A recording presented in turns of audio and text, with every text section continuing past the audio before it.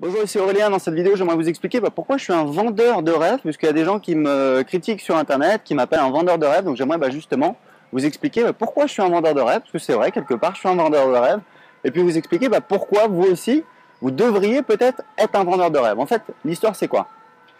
Moi, j'ai des sites Internet sur 3 thématiques, donc le développement personnel, le web marketing, c'est-à-dire comment lancer une entreprise sur Internet, et puis comment apprendre l'anglais. Et en fait, j'ai des gens qui visitent mes blogs, donc ils visitent mon blog.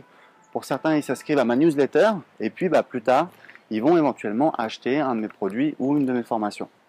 Il faut voir que la personne qui va prendre la décision d'achat, c'est elle qui voit le message de vente. D'accord? Donc en fait, si vous voulez, mon mode de vente, il est influencé par la cible que j'ai en face. D'accord? C'est des particuliers pour la plupart. Ça peut être des professionnels. Dans ce cas-là, c'est des auteurs. Voilà, des coachs, des patrons de TPE. Donc c'est voilà, la personne qui voit le message de vente, c'est elle qui a la main sur la carte bleue.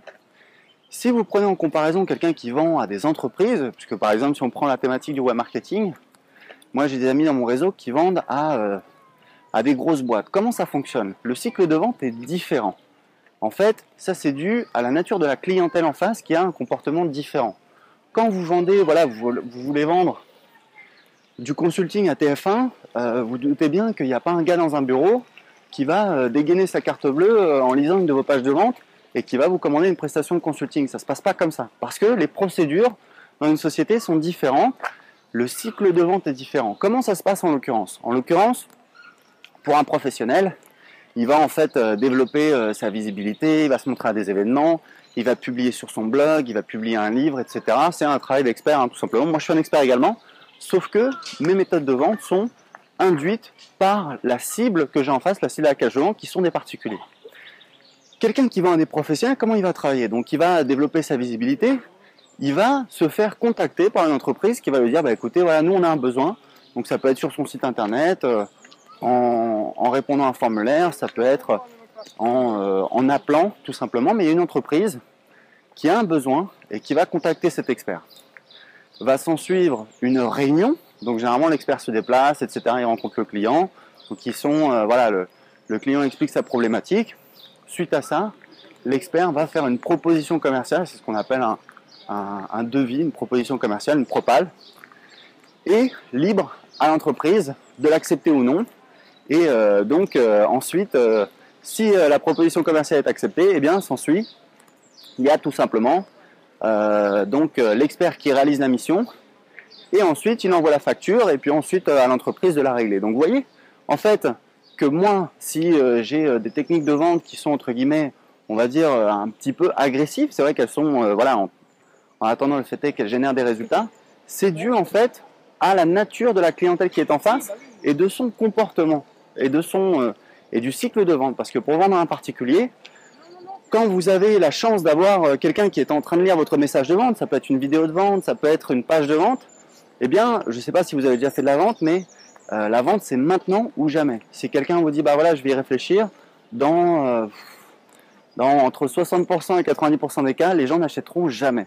Et vous, ça vous est déjà arrivé, vous avez dit à quelqu'un, ok, je vais y réfléchir. La plupart du temps, vous pensiez que de toute façon, c'était déjà tout vu, c'était non. Et puis, dans certains cas, effectivement, vous vous êtes dit, ok, je vais me laisser le temps de la réflexion. Puis le problème, c'est qu'après, vous passez à autre chose, vous ne revenez jamais et vous n'achetez jamais le produit. Donc, vous voyez un petit peu la manière dont je vends, le marketing, comment il est réalisé, c'est dû en fait à la cible qui est en face de moi.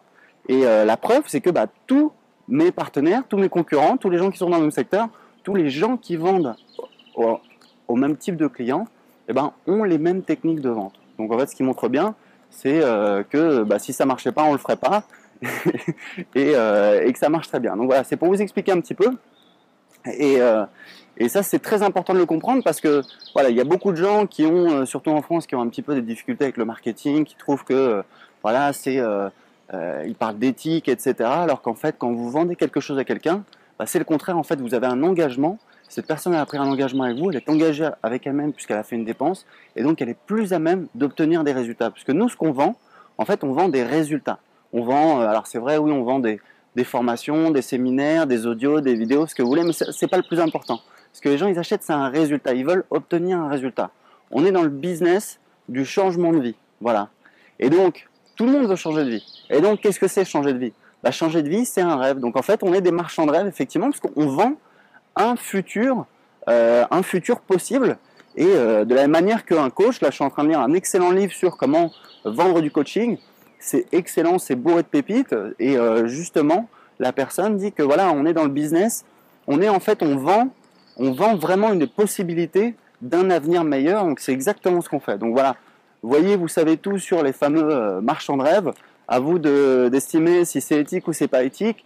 Nous, personnellement, on essaie de bien faire notre travail. Je dis nous parce que moi, j'ai monté une équipe pour fournir un service de qualité à mes clients, parce que c'est pas tout de vente, mais après derrière, il faut qu'ils soient satisfaits. Nous, on a des clients qu'on suit depuis 2010. On a plein d'études de cas de clients qui ont réussi et ça nous fait hyper plaisir.